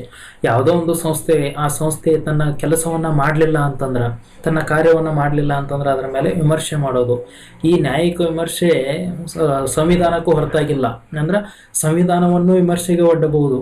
ಈಗ ಸಂವಿಧಾನದಲ್ಲಿ ಏನೋ ಒಂದು ತಪ್ಪು ಕೆಲಸಗಳಾದವು ಅಂತಂದ್ರೆ, ತಿದ್ದುಪಡಿ ಮಾಡುವ ತಪ್ಪಿತಂತಂದ್ರೆ ಇಡೀ ಸಂವಿಧಾನವನ್ನ ವಿಮರ್ಶೆಗೆ ಒಡ್ಡಬಹುದು ಅಂತ ಹೇಳ್ತಾ ಹೋಗ್ತೈತಿ. ಏನಿಲ್ಲ ಮುಖ್ಯವಾಗಿ ಇರುವಂಥದ್ದು ಏನಂತಂದ್ರೆ, ಈಗ ಕಾಯ್ದೆ ಕಾನೂನುಗಳು ಜಾರಿಗೆ ಬಂದಿರ್ತಾವೆ. ಏನು ಈ ಕಾಯ್ದೆ ಕಾನೂನು ಈಗ ಜಾರಿಗೆ ಬಂದಾವು. ಏನು ಕಾಯ್ದೆ ಕಾನೂನು ಜಾರಿಗೆ ಬಂದೈತಿ ಏನಂತಂದ್ರೆ, ಈಗ 2012ರಲ್ಲಿ ಒಂದು ಕಾಯ್ದೆ ಬರ್ತೈತಿ. ಏನಂತಂದ್ರೆ ಏನು ಯಾವುದು ಈ ಪೋಕ್ಸೋ ಕಾಯ್ದೆ ಬರ್ತೈತಿ. ಏನಂತ ಕರೀತಾರೋ ಪೋಕ್ಸೋ ಕಾಯ್ದೆ. ಈ 2012ರಲ್ಲಿ ಬಂದಂಥ ಪೋಕ್ಸೋ ಕಾಯ್ದೆ ಅನ್ವಯ ಏನಂತ ಕರೀತಾರೆ ಇಲ್ಲಿ, ಈಗ ಎಷ್ಟು 18 ವರ್ಷದ ಒಳಗಿನ ಯಾವುದೇ ಒಂದು ಮಗುವಿನ ಮೇಲೆ ಅತ್ಯಾಚಾರ ಮಾಡಿದ್ರೆ ಅವರಿಗೆ ಏನಂತಂದ್ರೆ ಜೀವಾವಧಿ ಶಿಕ್ಷೆಯನ್ನು ವಿಧಿಸಬೇಕು, ಮರಣದಂಡನೆ ಶಿಕ್ಷೆಯನ್ನು ವಿಧಿಸಬೇಕು. 18 ವರ್ಷದ ಒಳಗಿನವರೆಲ್ಲರೂ ಮಕ್ಕಳು, ಏನು ಹೆಣ್ಮಕ್ಳೆಲ್ಲ ಮಕ್ಕಳು ಅಂತ ಹೇಳ್ತಾ ಹೋಗ್ತೀವಿ. ಆದ್ರೆ ಈ ಕಾಯ್ದೆ ಅಷ್ಟು ಕೆಲಸ ಮಾಡತೈತೇನೋ, ಇದರಲ್ಲಿ ಇರುವಂಥ ತತ್ವಗಳನ್ನು ಪಾಲನೆ ಮಾಡತಾರೇನು? ನಮ್ಮ ನ್ಯಾಯಾಲಯಗಳಾಗಿರ್ಬೋದು, ನಮ್ಮ ಕೋರ್ಟ್ ನ್ಯಾಯಾಲಯಗಳು ಮತ್ತು ನಮ್ಮ ಪೊಲೀಸ್ ಅಧಿಕಾರಿಗಳು, ಅಂಗನವಾಡಿ ಕಾರ್ಯಕರ್ತರಾಗಿರ್ಬೋದು, ನಮ್ಮ ಜಿಲ್ಲಾಧಿಕಾರಿಯವರಾಗಿರ್ಬೋದು, ಮಹಿಳಾ ಮತ್ತು ಮಕ್ಕಳ ಇಲಾಖೆಗಳಾಗಿರ್ಬೋದು, ಇವೆಲ್ಲ ತಮ್ಮ ಕಾರ್ಯಗಳನ್ನು ಮಾಡತಾವೇನು? ಇದರ ಬಗ್ಗೆ ಎಲ್ಲ ವಿಮರ್ಶೆ ಮಾಡೋದಕ್ಕೆ ಏನಂತ ಕರೀತಾರೆ ಅಂದ್ರೆ ನಮಗೆ ನ್ಯಾಯಿಕ ವಿಮರ್ಶೆ ಅಂತ ಕರೀತಾರೆ. ಇಂಥ ನ್ಯಾಯಿಕ ವಿಮರ್ಶೆ ಬಗ್ಗೆ ತಿಳಿಸೋದನ್ನ ಏನಂತ ಕರಿತೀವಿ ನಾವು 13ನೇ ಕಲಂನಲ್ಲಿ ನಮಗೆ ತಿಳಿಸ್ತಾ ಹೋಗ್ತೈತಿ. ಇಲ್ಲೇ ಯಾವ್ಯಾವ ಕಾನೂನುಗಳು ಅಂತಂದ್ರೆ, ಇಲ್ಲೇ ಕೇಂದ್ರ ಸರ್ಕಾರನು ಜಾರಿಗೆ ತಂದಂಥ ಕಾನೂನುಗಳು, ಆಮ್ಯಾಗ ರಾಜ್ಯ ಸರ್ಕಾರ ಜಾರಿಗೆ ತಂದಂಥ ಕಾನೂನುಗಳಾಗಿರ್ಬೋದು, ಆಮ್ಯಾಗ ಇಲ್ಲಿ ಕೇಂದ್ರ ಸರ್ಕಾರ ರಾಜ್ಯ ಸರ್ಕಾರಗಳು ಜಾರಿಗೆ ತಂದಂಥ ಎಂಥ ಕಾನೂನುಗಳಂದ್ರೆ ಶಾಶ್ವತ ಕಾನೂನುಗಳು. ಈಗ ಶಾಶ್ವತ ಕಾನೂನುಗಳು ಇರ್ತಾವೆ. ಇವೆಲ್ಲ ಶಾಶ್ವತ ಕಾನೂನುಗಳು. ಇಂಥ ಶಾಶ್ವತ ಕಾನೂನುಗಳು ಇವು ಏನಂತಂದ್ರೆ ಎಲ್ಲಿ ಸಂಸತ್ತಿನಲ್ಲಿ ಬಹುಮತ ಪಡೆದು ಇವು ರಚನೆ ಆದಂಥ ಕಾನೂನುಗಳು, ಜಾರಿಗೆ ಬಂದಂಥ ಕಾನೂನುಗಳು ತಮ್ಮ ಕೆಲಸ ಮಾಡತಾವೇನೋ ಅನ್ನೋದನ್ನು ಇಲ್ಲಿ ನೋಡ್ತಾ ಹೋಗ್ತಾರೆ. ಇಲ್ಲಿ ಪ್ರಮುಖವಾಗಿ ಏನಂತಂದ್ರೆ ನಿಮ್ಗೆ ಭಾರತ ಸಂವಿಧಾನದಲ್ಲಿ ತೀರ್ಪು ಅತಿ ದೊಡ್ಡದೊಂದು ಮೊಕದ್ದಮೆ ಆಗ್ತೈತಿ. ಏನಂತಂದ್ರೆ ಕೇರಳದ ಒಬ್ಬ ಸನ್ಯಾಸಿ ಅವರು ಯಾರಂತಂದ್ರೆ ಕೇಶವಾನಂದ ಭಾರತಿ, ಇತ್ತೀಚೆಗೆ ಅವರು ಮರಣ ಹೊಂದುತ್ತಾರೋ ಅಂತ. ಕೇಶವಾನಂದ ಭಾರತಿ ಅವರು 1973ರಲ್ಲಿ ಸರ್ಕಾರದ ವಿರುದ್ಧ ಮೊಕದ್ದಮೆ ಹಾಕ್ತಾರೆ. ಯಾವ ಸರ್ಕಾರ? ಕೇರಳ ಸರ್ಕಾರ.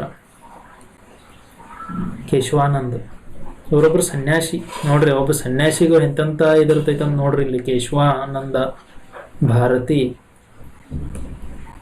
ಕೇರಳ ಸರ್ಕಾರ.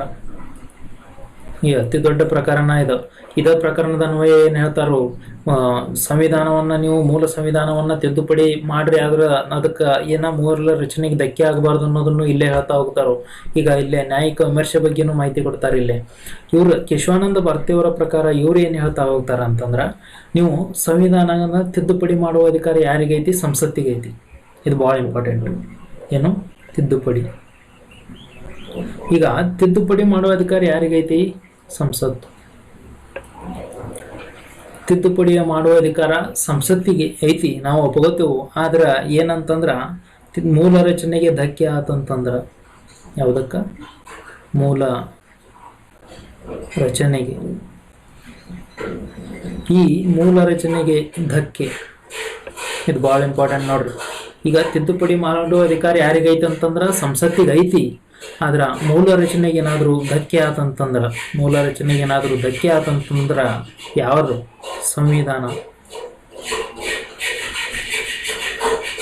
ಸಂವಿಧಾನವೂ ಕೂಡ ನ್ಯಾಯಿಕ ವಿಮರ್ಶೆಗೆ.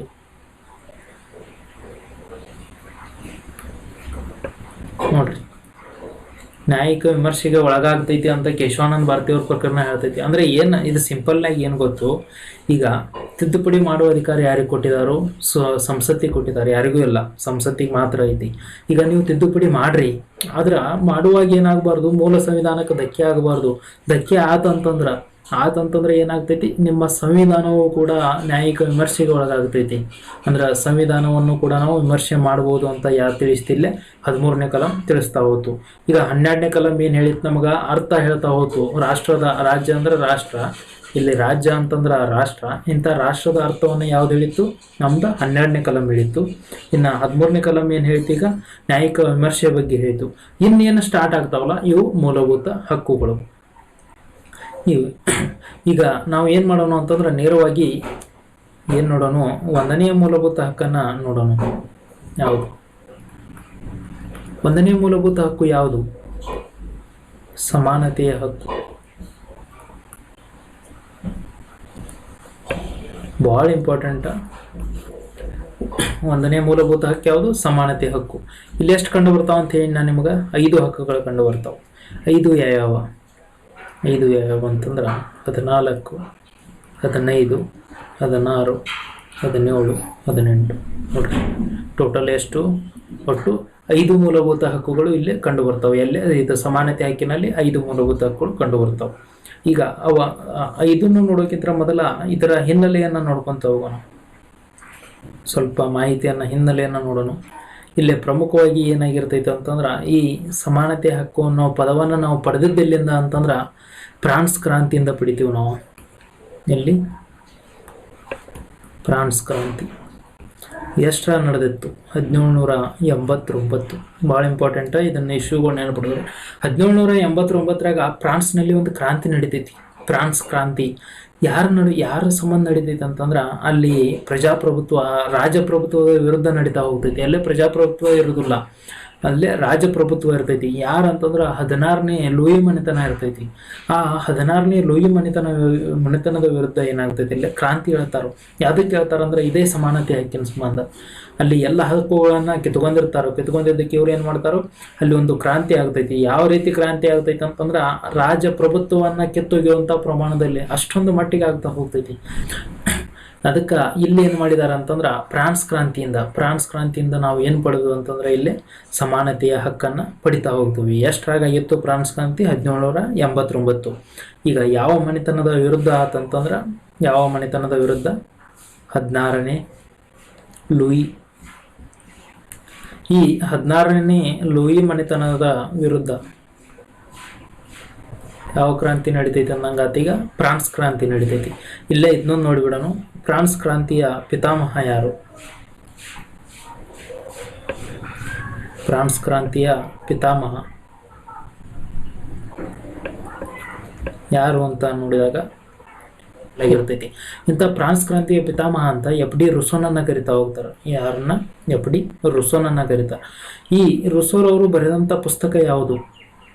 ರುಸೋರ ಪ್ರಮುಖ ಪುಸ್ತಕ, ಮೋಸ್ಟ್ ಪಾಪ್ಯುಲರ್ ಪುಸ್ತಕ ಇದೆ ಏನಂತಂದ್ರೆ ಸಾಮಾಜಿಕ ಒಪ್ಪಂದ. ನೋಡ್ರಿ, ಇವು ಕ್ವಶನ್ ಆಗ್ತಿರ್ತಾವೆ, ನೋಡ್ಕೊಂತ ಹೋಗ್ಬೇಕು ನೀವು. ಸಾಮಾಜಿಕ ಒಪ್ಪಂದ ಅನ್ನೋ ಪುಸ್ತಕ ಬರ್ದವ್ರು ಯಾರು ಅಂತ ಕೇಳ್ತಾರೆ. ಎಲ್ಲ ಫ್ರಾನ್ಸ್ ಕ್ರಾಂತಿಯ ಪಿತಾಮಹ ಯಾರು ಅಂತ ಕೇಳಿರ್ತಾರೆ. ಅಂತ ಫ್ರಾನ್ಸ್ ಕ್ರಾಂತಿಯ ಪಿತಾಮಹ ಅಂತ ರುಸೋರವರು ಸಾಮಾಜಿಕ ಒಪ್ಪಂದ ಅನ್ನೋ ಪುಸ್ತಕನ ಬರೀತಾರೆ. ಅಲ್ಲಿ ಇದು ಸಮಾನತೆ ಹಕ್ಕಿನ ಬಗ್ಗೆ ಉಲ್ಲೇಖವನ್ನು ಮಾಡಿರ್ತಾರೆ ಅನ್ನೋ ಕಾರಣಕ್ಕೆ ನಾನು ನಿಮ್ಗೆ ಏನು ಮಾಡಿದೆ ಅಂತಂದ್ರೆ ಇಷ್ಟೆಲ್ಲ ಹೇಳ್ತಾ ಹೋದ್ನಿ ಇದನ್ನು. ಇನ್ನು ನೆಕ್ಸ್ಟ್ ಏನಂತಂದ್ರೆ ನಾವು ಸಮಾನತೆ ಹಕ್ಕಿನಲ್ಲಿ ಎಷ್ಟು ಅಂತಂದ್ರೆ ಐದು ಪ್ರಮುಖವಾದಂಥ ಹಕ್ಕುಗಳು ಬರ್ತಾವೆ. ಅವು ಯಾವ್ಯಾವ ಅಂತ ನೋಡ್ತಾ ಹೋಗೋಣ.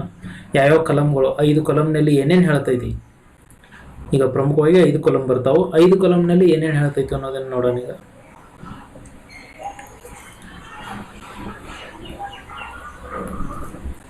14 ನಮಗೆ 14ನೇ ಕಲಂ ಏನು ಹೇಳ್ತೈತಿ? 14ನೇ ಕಲಂ ಏನು ಹೇಳ್ತೈತಿ ಅಂತಂದ್ರೆ ಕಾನೂನಿನ ಮುಂದೆ ಸಮಾನತೆ ಬಗ್ಗೆ ಹೇಳ್ತೈತಿ. ಕಾನೂನಿನ ಎದುರು ಎಲ್ಲರೂ ಸಮಾನರು. ಕಾನೂನಿನ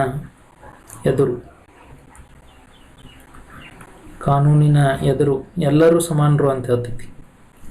ಅಂದ್ರೆ ಸಮಾನತೆ. ಈಗ ಭಾರತ ಸಂವಿಧಾನ ರೂಪಿಸಿರುವಂಥ ಎಲ್ಲ ಕಾನೂನುಗಳು ಯಾವ್ಯಾವ ಕಾನೂನುಗಳು ಅದಾವಲ್ಲ, ಎಲ್ಲ ಕಾನೂನುಗಳ ಮುಂದೆ ಎಲ್ಲರೂ ಸಮಾನರು. ನಾ ಶ್ರೀಮಂತದನು, ನಾ ಬಡವದನು, ನಡೆದಿಲ್ಲ ಅದೆಲ್ಲ. ನೋಡು ದೋಸ್ತ, ನೀ ಕಾನೂನು ಮುಂದೆ ನೀ ಯಾರೇ ಇರು ಏನೇ ಇರು, ಆದರೆ ಕಾನೂನು ಮುಂದೆ ಎಲ್ಲರೂ ಸಮಾನರು ಅಂತ ಯಾವ್ದು ಹೇಳ್ತೈತಿ ಅಂದ್ರೆ ಸಂವಿಧಾನದ 14ನೇ ಕಲಂ ಹೇಳ್ತಾ ಹೋಗ್ತೈತಿ. ಕೆಲವೊಂದಿಷ್ಟು ನ್ಯೂನತೆಗಳು ಅದಾವು, ಆದರೆ ಅವನ್ನೆಲ್ಲ ಮುಂದೆ ನೋಡ್ತಾ ಹೋಗೋಣ. ಆದರೆ ಇಲ್ಲೇ ಪ್ರಮುಖವಾಗಿ ಏನು ಹೇಳ್ತೈತಿ? ಕಾನೂನಿನ ಎದುರು ಸಮಾನರು ಅಂತ ಹೇಳ್ತೈತಿ.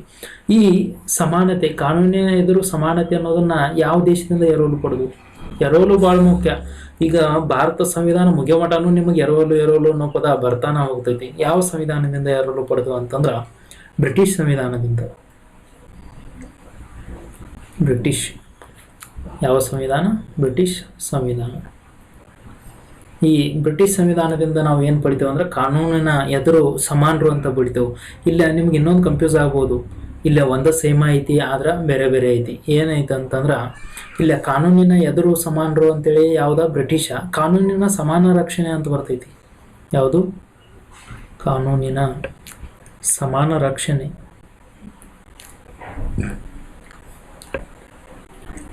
ನೋಡ್ರಿ, ಕಾನೂನಿನ ಮುಂದೆ ಸಮಾನರು ಅಂತ ಅನ್ನೋದು ಯಾವುದಂತಂದ್ರೆ ಬ್ರಿಟಿಷ್ ಸಂವಿಧಾನ. ಕಾನೂನಿನ ಸಮಾನ ರಕ್ಷಣೆ ಅನ್ನೋದು USA ಸಂವಿಧಾನ.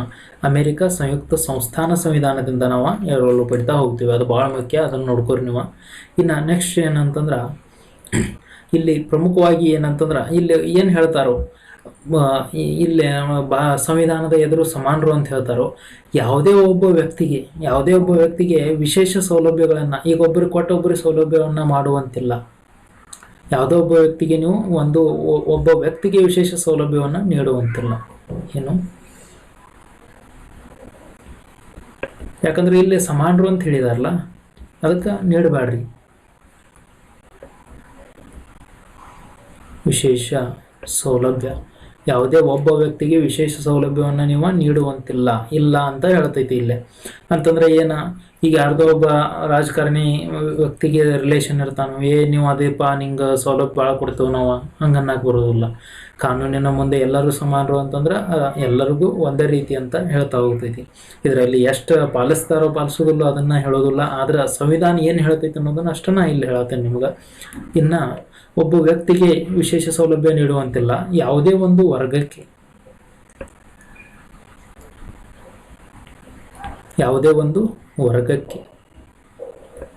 ಈಗ ಒಂದು ವರ್ಗ, ಈಗ ಇಲ್ಲಿ ಯಾವುದೋ ಮೆಜಾರಿಟಿ ಜನಸಂಖ್ಯೆ ಯಾವುದೋ ಒಂದು ವರ್ಗದಾಗಿರ್ತೈತಿ, ಅದಕ್ಕೆ ಇಲ್ಲಿ ಜನಸಂಖ್ಯೆ ಭಾಳ ಐತಿ ಪಾಪ ಇವ್ರಿಗೆ ನಾವು ಸೌಲಭ್ಯ ಕೊಡಬೇಕು ಅನ್ನೋದು ಇಲ್ಲ, ಹಂಗೆ ಮಾಡೋಕೆ ಬರೋದಿಲ್ಲ. ಇಲ್ಲಿಯೂ ಕೂಡ ಏನಿಲ್ಲ ಸೌಲಭ್ಯ, ವಿಶೇಷ ಸೌಲಭ್ಯ ಇಲ್ಲ. ಸೌಲಭ್ಯ ಕೊಡ್ರಿ, ಆದರೆ ಯಾವ ಸೌಲಭ್ಯ ಇಲ್ಲ ಅಂತಂದ್ರೆ ವಿಶೇಷ ಸೌಲಭ್ಯ ಇಲ್ಲ.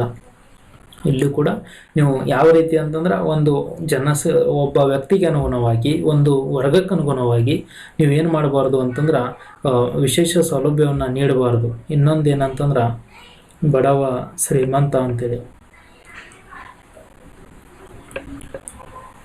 ಈಗ ಬಡವ ಶ್ರೀಮಂತ ಅನ್ನೋ ಭೇದ ಭಾವ ಮಾಡ್ಕೊಂಡ್ಕಾಸಿ ಇಲ್ಲಿ ಏನು ಮಾಡೋದಂತಿಲ್ಲ, ವಿಶೇಷ ಸೌಲಭ್ಯವನ್ನು ನೀಡುವಂತಿಲ್ಲ ಅಂತ ಯಾವ್ದು ಹೇಳ್ತೈತೆ ಅಂದ್ರೆ 14ನೇ ಕಲಂ ಹೇಳ್ತಾ ಹೋಗ್ತೈತಿ. ಮತ್ತೇನು ಹೇಳ್ತೈತಿ ಅಂತಂದ್ರೆ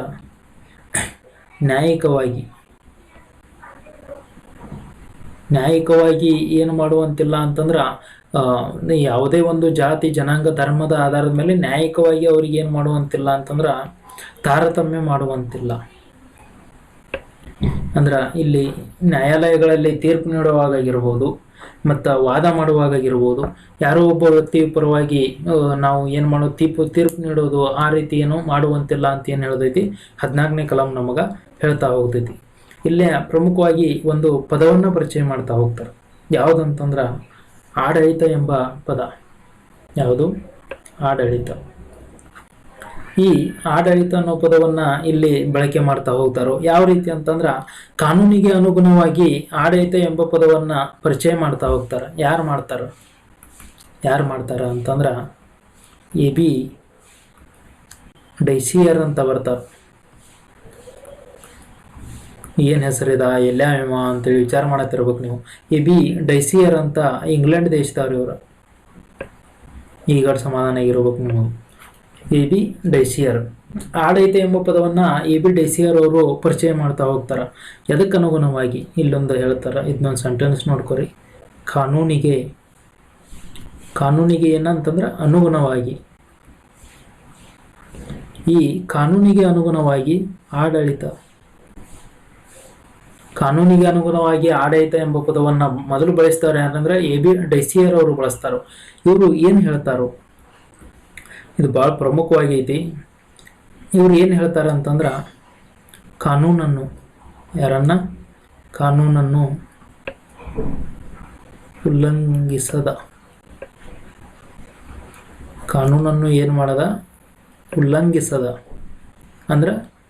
ಉಲ್ಲಂಘಿಸದ ಅಂತಂದ್ರೆ ಏನು?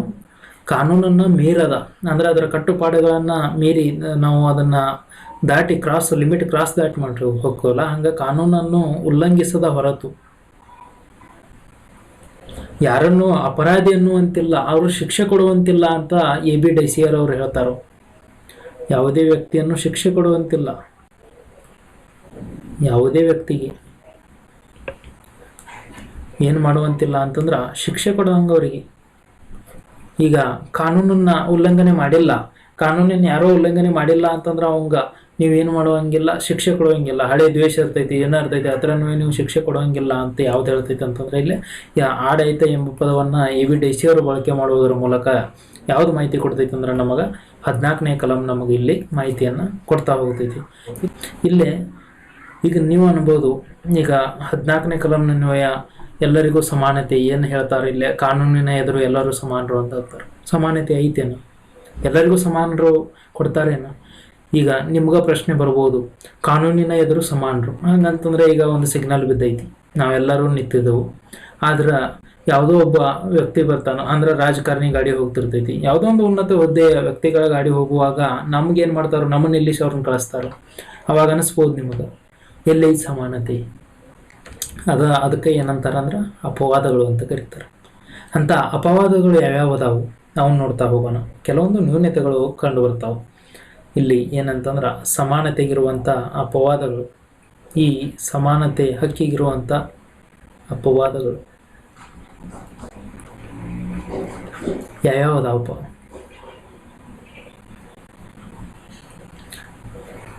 ಇಲ್ಲಿ ಪ್ರಮುಖವಾಗಿ ಭಾರತ ಸಂವಿಧಾನದಲ್ಲಿ ಒಂದು ಕಲಂ ಬರ್ತೈತಿ, ಇದನ್ನ ವೆರಿ ಇಂಪಾರ್ಟೆಂಟ್ ನೆನಪಿಟ್ಕೋರಿ. 361 ಕಲಂ ಏನು ಹೇಳ್ತೈತಿ? 361 ಕಲಂ ಏನು ಹೇಳ್ತೈತಿ ಅಂತಂದ್ರೆ ಇಲ್ಲಿ ನಮ್ಮ ದೇಶಕ್ಕೆ ಈಗ ರಾಷ್ಟ್ರದ ಪ್ರಥಮ ಪ್ರಜೆ ಅಂತಂದ್ರೆ ಯಾರು? ರಾಷ್ಟ್ರಪತಿ. ಒಪ್ಕೋತಾರಲ್ಲೋ? ಒಪ್ಕೋಬೇಕು ಇದನ್ನು. ರಾಷ್ಟ್ರದ ಪ್ರಥಮ ಪ್ರಜೆ ಅಂದ್ರೆ ರಾಷ್ಟ್ರಪತಿ, ರಾಜ್ಯದ ಪ್ರಥಮ ಪ್ರಜೆ ಅಂದ್ರೆ ರಾಜ್ಯಪಾಲ. ನೋಡ್ರಿ, ರಾಷ್ಟ್ರದ ಪ್ರಥಮ ಪ್ರಜೆ ಅಂದ್ರೆ ರಾಷ್ಟ್ರಪತಿ, ರಾಜ್ಯದ ಪ್ರಥಮ ಪ್ರಜೆ ಅಂದ್ರೆ ರಾಜ್ಯಪಾಲ. ಇನ್ನು ದೇಶದಲ್ಲಿ ಏನಂತಂದ್ರೆ ರಾಷ್ಟ್ರಪತಿ ಯಾರು ಹೇಳಿದಂಗೆ ಕೇಳ್ತಿರ್ತಾರೆ, ಯಾರ ಸಲಹೆ ಸೂಚನೆ ಮೇಲೆ ನಡೀತಿರ್ತಾರಂದ್ರೆ ಪ್ರಧಾನಮಂತ್ರಿ. ಒಪ್ಕೋತಿರಲ್ಲ ಇವನ್ನೆಲ್ಲ? ಈಗ ರಾಷ್ಟ್ರದ ಮುಖ್ಯಸ್ಥ ರಾಷ್ಟ್ರಪತಿ, ರಾಜ್ಯದ ಮುಖ್ಯಸ್ಥ ರಾಜ್ಯಪಾಲ. ಅಂದ್ರೆ ಎಲ್ಲ ಅಧಿಕಾರಗಳನ್ನ ಯಾರ ಮಾರ್ಗದರ್ಶನ ಮೇಲೆ ಕೇಳ್ತಿರ್ತಾರ ಅಂತಂದ್ರೆ ಪ್ರಧಾನಮಂತ್ರಿ ಹೇಳಿದಂಗೆ ಕೇಳ್ತಿರ್ತಾರೆ. ಇಂತಹ ಪ್ರಧಾನಮಂತ್ರಿ, ರಾಷ್ಟ್ರಪತಿ, ರಾಜ್ಯಪಾಲ ಇವರಿಗೆ ಏನು ಕೊಡೋದು ಅಂತಂದ್ರೆ ವಿಶೇಷ ಸವಲತ್ತು. ವಿಶೇಷ ಸವಲತ್ತು ಏನಪ್ಪ ವಿಶೇಷ ಸವಲತ್ತು? ಇವ್ರು ಏನಾಗಿರ್ತಾರಂತಂದ್ರೆ ಇವರಿಗೆ ಸೆಕ್ಯೂರಿಟಿ ಇರ್ತೈತಿ. ಏನಿರ್ತೈತಿ? ಒಂದನೇದಾಗಿ ಇವರಿಗೆ ಸೆಕ್ಯೂರಿಟಿ ಇರ್ತೈತಿ, ಎರಡನೇದಾಗಿ ಇವರಿಗೆ ತೆರಿಗೆಯಿಂದ ವಿನಾಯಿತಿಯನ್ನು ಹೊಂದಿರ್ತಾರೋ. ವೆರಿ ಇಂಪಾರ್ಟೆಂಟ್ ಅಂದ್ರೆ ಇವರ ವಿರುದ್ಧ ಯಾವುದೇ ಕೋರ್ಟ್ಗಳಲ್ಲಿ ಪ್ರಕರಣವನ್ನು ದಾಖಲಿಸುವಂತಿಲ್ಲ. ಈಗ ನೋಡ್ರಿ, ಇವ್ರ ವಿರುದ್ಧ ಪ್ರಕರಣ ದಾಖಲಿಸೋಕ್ಕಾಗೋದಿಲ್ಲ. ಇವರಿಗೆ ವಿಶೇಷ ಸೌಲಭ್ಯಗಳು ಕೊಟ್ಟಿದ್ದಾರೆ. ಅದರೊಂದಿಗೆ ಮತ್ತೇನು ಕೊಟ್ಟಿದ್ದಾರೆ? ತೆರಿಗೆಯಿಂದ ವಿನಾಯಿತಿ ಕೊಟ್ಟಿದ್ದಾರೆ. ಮತ್ತು ಕಾನೂನಿನಲ್ಲಿ ಹೆಂಗೆ ಸಮಾನತೆ ಇದ್ದಾಗ ಮತ್ತು ಯಾಕೆ ಸೇರಿಸ್ಬೇಕು 14ನೇ ಕಲಂ ಅಂತ ಅನ್ಬೋದು ನೀವು. ಈಗ ಸಮಾನತೆ ಇಲ್ಲ ಅಂದಂಗಾತ್ಲ. ಎಲ್ಲ ವ್ಯಕ್ತಿಗಳನ್ನು ಸಮಾನವಾಗಿ ಕಾಣಬೇಕು, ಕಾಣಲಿಲ್ಲ. ಇವರಿಗೆ ವಿಶೇಷ ಸ್ಥಾನಮಾನವನ್ನು ಕೊಟ್ಟರು. ಯಾಕೆ ಕೊಟ್ಟರು ಅಂತಂದ್ರೆ ಈಗ ರಾಷ್ಟ್ರದ ಮುಖ್ಯಸ್ಥರಾದಂಥ ರಾಷ್ಟ್ರಪತಿಯವರು ಯಾವುದೇ ರೀತಿಯ ಕೆಟ್ಟ ಕೆಲಸ ಮಾಡೋದಿಲ್ಲ, ಮಾಡಬಾರದು. ಮಾಡಿದ್ರೆ ಅಂತಂದ್ರೆ ಅವರು ದೇಶದ ಪ್ರತಿನಿಧಿ ಆಗಿರ್ತಾರೆ. ದೇಶದ ಎಷ್ಟು ಜನಸಂಖ್ಯೆ? 1,20,1,91,1,93,422 ಜನಸಂಖ್ಯೆಗೆ ಅವಮಾನ ಮಾಡಿದಂಗೆ ಆಗ್ತೈತಿಲ್ಲ. ಇವರು ಇಷ್ಟು ನಮ್ಮ ಜನಸಂಖ್ಯೆಗೆ ಅವಮಾನ ಮಾಡಿದಂಗೆ. ಎಷ್ಟಂತಂದ್ರೆ ಪ್ರಪಂಚದಲ್ಲಿನ 17.5% ಜನಸಂಖ್ಯೆ ಕಂಡು ಬರ್ತೈತಿ. ಪ್ರಪಂಚದಲ್ಲಿ 2.4% ಭೂಮಿ ಕಂಡು ಬರ್ತೈತಿ. ಇಂಥ ಎಲ್ಲದರ ಪ್ರತಿನಿಧಿಯಾಗಿ ಕೆಲಸ ಮಾಡುವಂಥವ್ರು ಇದೇ ರಾಷ್ಟ್ರಪತಿಯವರು. ಈಗ ಎಲ್ಲ ರಾಜ್ಯಗಳ ರಾಜ್ಯಪಾಲರು ಘನವೆತ್ತ ರಾಜ್ಯಪಾಲರು ಅಂತ ಕರೀತಾರೆ. ಪ್ರಧಾನಮಂತ್ರಿಗಳಾಗಿರ್ತಾರೋ, ಮಂತ್ರಿಮಂಡಲ ಇರ್ತೈತಿ. ಇವರಿಗೆಲ್ಲರಿಗೂ ವಿಶೇಷ ಸ್ಥಾನಮಾನ, ವಿಶೇಷ ಸೌಲಭ್ಯವನ್ನು ನೀಡೋದನ್ನ ಕಲಂ 361 ಹೇಳ್ತೈತಿ. ಟೀಕಾಕಾರರು ಕೆಲವೊಂದು ಟೀಕೆಗಳನ್ನು ಮಾಡ್ತಾರೋ. ಏನು ಹೇಳ್ತಾರೋ? 361 ಕಲಂ ಇಟ್ಟಿದ್ದಾರೆ ಮತ್ತು 14ನೇ ಕಲಂನೊಳಗೆ ಹೇಳ್ತಾರೆ ಸಂವಿಧಾನದಲ್ಲಿ ಸಮಾನತೆ ಅಂತ ಹೇಳ್ತೀರಿ. ಕಾನೂನಿನ ಎದುರು ಎಲ್ಲರೂ ಸಮಾನರು ಅಂತಂತೀರಿ. ಯಾರು ಸಮಾನರು ಅದಾರ? ಈ ರೀತಿ ನೋಡ್ತಾ ಹೋದಾಗ ಭಾಳ ಸಂಗತಿಗಳು ನಮ್ಗೆ ಗೊತ್ತಾಗ್ತಾ ಹೋಗ್ತಾವೆ. ಆದ್ರೆ ಅದೇನೇ ಇರಲಿ ಗೆಳೆಯರೆ, ಆದ್ರೆ ಅದನ್ನೆಲ್ಲ ನೋಡ್ಕೊತ ಹೋಗೋಕ್ಕಾಗೋದಿಲ್ಲ. ಇಲ್ಲಿ ಏನೈತೆ ಅನ್ನೋದನ್ನು ನಾನು ನಿಮ್ಗೆ ಹೇಳ್ತಾ ಹೋಗ್ತೇನೆ. ಇನ್ನೊಂದೇನು ಅಪವಾದ, ಒಂದು ಈ ಕಲಂ ಅಪವಾದ ಆಯ್ತು, ಮತ್ತೊಂದೇನು ಅಪವಾದ ಅಂದಾಗ ಭಾಳ ಮುಖ್ಯವಾಗೈತಿ. ನೋಡ್ತಾ ಹೋಗ್ರಿ ಇದನ್ನು. ಎಲ್ಲ ವರ್ಗದವರಿಗೂ ಈಗ ಎಲ್ಲ ವರ್ಗದವರಿಗೂ ಒಂದೇ ಥರ ಕಾನೂನು ಇಲ್ಲ. ಎಲ್ಲದ ವರ್ಗದವರಿಗೂ ಏನಿಲ್ಲ ಅಂತಂದ್ರೆ ಒಂದೇ ರೀತಿ, ಎಲ್ಲ ವರ್ಗದವರಿಗೂ ಒಂದೇ ರೀತಿ ಕಾನೂನಿಲ್ಲ. ಹೆಂಗಿಲ್ಲ ಅಂತ ಹೇಳ್ತಾರೆ ಅಂತ ಕೇಳ್ಬೋದು ನೀವು. ಈಗ ಪ್ರಮುಖವಾಗಿ ಏನು ಕಂಡು ಬರ್ತಾವ ಅಂತಂದ್ರೆ ನಮ್ಗೆ ಸೈನಿಕರು, ವಕೀಲರು, ವೈದ್ಯರು ಅಂತ 3 ಭಾಗಗಳನ್ನು ನೋಡ್ತಾ ಹೋಗ್ತೇವೆ ನಾವು. ಇವರು ದೇಶದ ಆಸ್ತಿ ಅಂತ ನಾವು ಕರಿತಾ ಹೋಗ್ತೀವಿ. ಯಾಕಂತಂದ್ರೆ ಇವರೆಲ್ಲರೂ ಕರೋನಾ ಟೈಮ್ನಲ್ಲಿ ಎಂಥ ಸೇವೆಯನ್ನು ಮಾಡಿದ್ರು ಅನ್ನೋದು ಗೊತ್ತೈತಿ. ಈಗ ನಮ್ಮ ಯಾರಂತಂದ್ರೆ ಅಂಗನವಾಡಿ ಕಾರ್ಯಕರ್ತೆಯರಾಗಿರ್ಬೋದು, ಆರೋಗ್ಯ ಸಿಬ್ಬಂದಿಗಳಾಗಿರ್ಬೋದು, ನಮ್ಮ ಹೆಮ್ಮೆಯ ಪೊಲೀಸ್ ಇಲಾಖೆ ಆಗಿರ್ಬೋದು, ಸೈನಿಕರಾಗಿರ್ಬೋದು, ಆಡಳಿತ ವರ್ಗದವರಾಗಿರ್ಬೋದು, 19ನೇ ಕಲಂನಲ್ಲಿ ಬರುವಂಥ ಸಮೂಹ ಮಾಧ್ಯಮ ಆಗಿರ್ಬೋದು, ಇವರೆಲ್ಲ ಭಾರತದ ಆಧಾರ ಸ್ತಂಭಗಳು ಅಂತ ಕರಿತೀವಿ. ಇಂತಹ ಯಾರಂತಂದ್ರೆ ಒಂದನೇದ್ದು ಸೈನಿಕರು. ಈ ಸೈನಿಕರಾಗಿರ್ಬೋದು, ವಕೀಲರಾಗಿರ್ಬೋದು, ಮತ್ತಾರು ವೈದ್ಯಕೀಯ. ಈ 3 ವರ್ಗದವರಿಗೆ ಈಗ ನಮಗೆ ಅಪ್ಲೈ ಆಗುವಂಥ ಕಾನೂನುಗಳು ಅವ್ರಿಗೆ ಅಪ್ಲೈ ಆಗೋದಿಲ್ಲ. ಎಲ್ಲರೂ ಕಾನೂನಿನ ಮುಂದೆ ಸಮಾನರು ಅಂತ ಹೇಳಿದರು, ಆದರೆ ಸಮಾನರು ಇಲ್ಲ. ಯಾಕಿಲ್ಲ? ಇಲ್ಲಿ ನೋಡ್ರಿ, ಸೈನಿಕರಿಗೆ ಏನಂತಂದ್ರೆ ಇಲ್ಲಿ ಪ್ರಮುಖವಾಗಿರುವಂಥ ಸೇನಾ ಕಾನೂನು ಅಂತ ಬರ್ತಾವೆ. ಯಾವ ಸೇನಾ ಕಾನೂನು? ಈಗ ಏನಂತ ಕರಿತಾರೆ, ಇವಕ್ಕೆ ಇನ್ನೊಂದೇ ಹೆಸರಿನಿಂದ ಕರಿತಾರೋ, ಮಾರ್ಷಲ್ ಲಾ ಅಂತ ಕರಿತಾರೋ. ಮಾರ್ಷಲ್ ಲಾ, ಸೇನಾ ಕಾನೂನು ಅಂತ ಕರಿತಾರೋ. ಯಾವುದು ಈ ಸೇನಾ ಕಾನೂನುಗಳು ಯಾರಿಗೆ ಅಪ್ಲೈ ಆಗ್ತಾವ ಅಂತಂದ್ರೆ ಈ ಸೈನಿಕರಿಗೆ. ಅವರಿಗೆ ಆದಂಥ ಕಾನೂನುಗಳು ಬೇರೆ ಇರ್ತಾವೆ. ಈಗ ಯಾವುದೇ ಒಂದು ಸೈನಿಕನನ್ನು ಕರ್ಕೊಂಡ್ಬಂದು ಈ ಹೈಕೋರ್ಟು, ಸುಪ್ರೀಂ ಕೋರ್ಟು, ಜಿಲ್ಲಾ ನ್ಯಾಯಾಲಯಗಳಲ್ಲಿ ಅವರಿಗೆ ಏನೂ ಪ್ರಕರಣಗಳಲ್ಲಿ ತೀರ್ಪನ್ನು ಕೊಡೋಕೆ ಬರೋದಿಲ್ಲ. ಅವರಿಗೆ ಅವ್ರದೇ ಆದಂಥ ಕಾನೂನುಗಳು ಇರ್ತಾವೆ. ಇನ್ನು ವಕೀಲರಿಗೆ ಏನಂತಂದ್ರೆ ಬಾರ್ ಕೌನ್ಸಿಲ್ ಆಫ್ ಇಂಡಿಯಾ ಅಂತ ಇರ್ತೈತಿ, ಕೇಳಿರ್ಬೋದು ನೀವು. Bar council bar council of India ಅಂತ ಇರ್ತೈತಿ. ಈ ಬಾರ್ ಕೌನ್ಸಿಲ್ ಆಫ್ ಇಂಡಿಯಾದ ಅನ್ವಯ ಇವ್ರಿಗೆ ಏನು ಮಾಡ್ತಾ ಹೋಗ್ತಾರೆ, ಅವರ ಪ್ರಕರಣಗಳನ್ನು ಅಲ್ಲಿ ತೀರ್ಪು ಕೊಡ್ತಾ ಹೋಗ್ತಾರೆ. ಇನ್ನೊಂದು ಯಾವುದಂತಂದ್ರೆ ಪ್ರಮುಖವಾಗಿ ವೈದ್ಯಕೀಯ. ಈ ವೈದ್ಯಕೀಯದವ್ರಿಗೆ ಏನಿರ್ತೈತೆ ಅಂತಂದ್ರೆ ಭಾರತೀಯ ವೈದ್ಯಕೀಯ ಮಂಡಳಿ ಇರ್ತೈತಿ. ಭಾರತೀಯ ವೈದ್ಯಕೀಯ ಮಂಡಳಿ. ನೋಡ್ರಿ, ಪ್ರಕರಣಗಳನ್ನು ಇಲ್ಲಿ ಎಲ್ಲರಿಗೂ ಸಮಾನತೆ ಅಂತ ಹೇಳಿದ್ರು, ಆದರೆ ಏನಾಗ್ತಾ ಹೋಯ್ತು, ಇಲ್ಲೇ ಕೆಲವೊಂದು ವರ್ಗದವರಿಗೆ ಏನು ಮಾಡ್ತಾ ಹೋದ್ರು, ಕಾನೂನುಗಳನ್ನು ವಿಭಿನ್ನವಾಗಿದ್ದಾವೆ.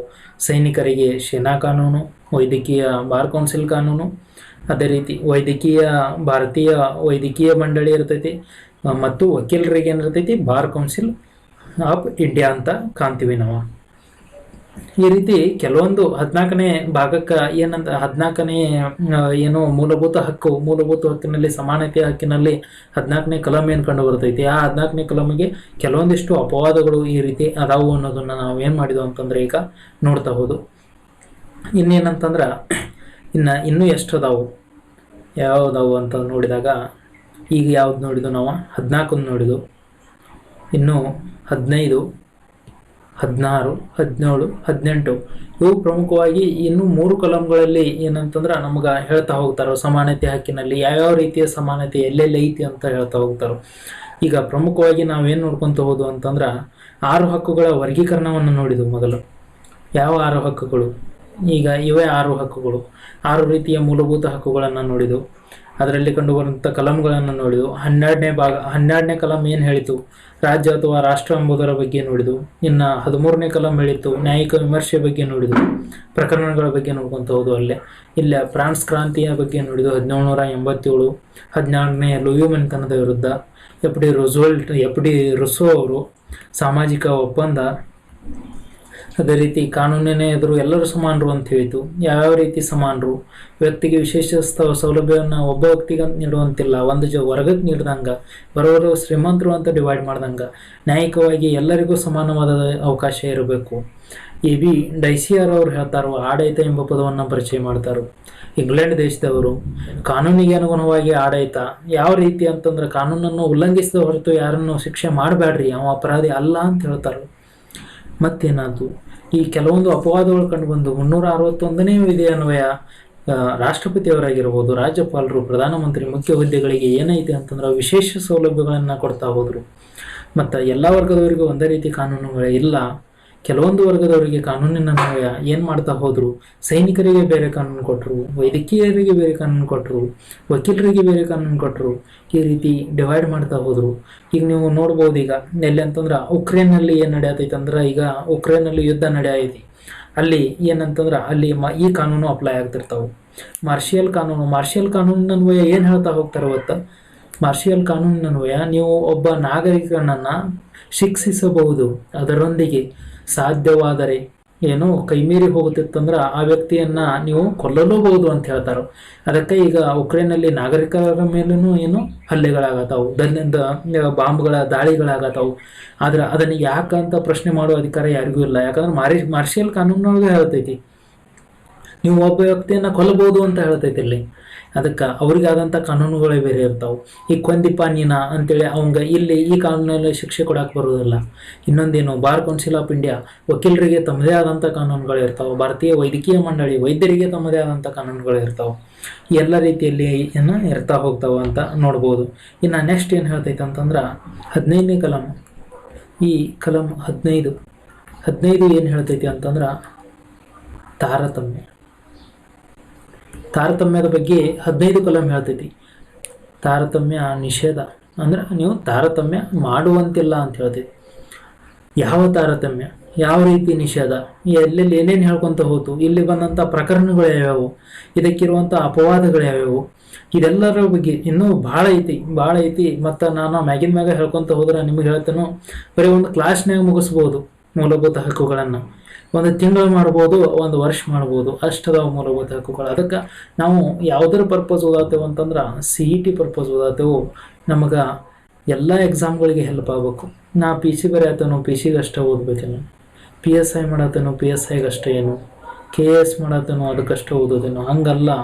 ನೀವು ಯಾವ ಹುದ್ದೆಗೆ ಅಂತೇಳಿ ಓದಕ್ಕೆ ಹೋಗ್ಬೇಡ್ರಿ. ನೀವು ಎದಕ್ಕೆ ಓದ್ರಿ ಅಂತಂದ್ರೆ ಜ್ಞಾನಕ್ಕಾಗಿ ಓದ್ರಿ, ನೀವು ನಾಲೆಜ್ಗಾಗಿ ಓದ್ರಿ. ಈಗ ನಾವು ಓದಾತಿರ್ತೇವೆ, ಇಷ್ಟ ಬುಕ್ಕಿಗೆ ಸೀಮಿತ ಆಗೋ ನೀನು. ಇದೊಂದು ಬುಕ್ ಐತಿ, ಇದೊಂದು ಬುಕ್ ಕಂಪ್ಲೀಟ್ ಓದಿಬಿಡೋನು, ಇದನ್ನೊಂದು ಮುಗಿಸ್ರೆ ಒಂದೇ ಬುಕ್ ಮುಗಿಸ್ರೆ ಸಾಕಲ್ಲ. ಏನು ಸರ್ವಜ್ಞ ಆಗೋದಿಲ್ಲ. ಕೆಲವೊಂದು ಬಲ್ಲವರಿಂದ ಕಲಿತಾನೋ, ಕೆಲವೊಂದು ಶಾಸ್ತ್ರ ಪುರಾಣಗಳನ್ನು ಓದ್ತಾನೋ, ಕೆಲವೊಂದು ಮಾಡೋರನ್ನ ನೋಡಿ ಕಲಿತಾನೋ. ಅದೇ ರೀತಿ ನೀವೇನು ಮಾಡ್ಬೇಕಂತಂದ್ರೆ ಕೆಲವೊಂದನ್ನು ಬುಕ್ನಾಗ ಓದ್ರಿ, ಇನ್ನು ಕ್ಲಾಸ್ಗಳನ್ನು ನೋಡ್ರಿ. ಕೆಲವೊಂದನ್ನು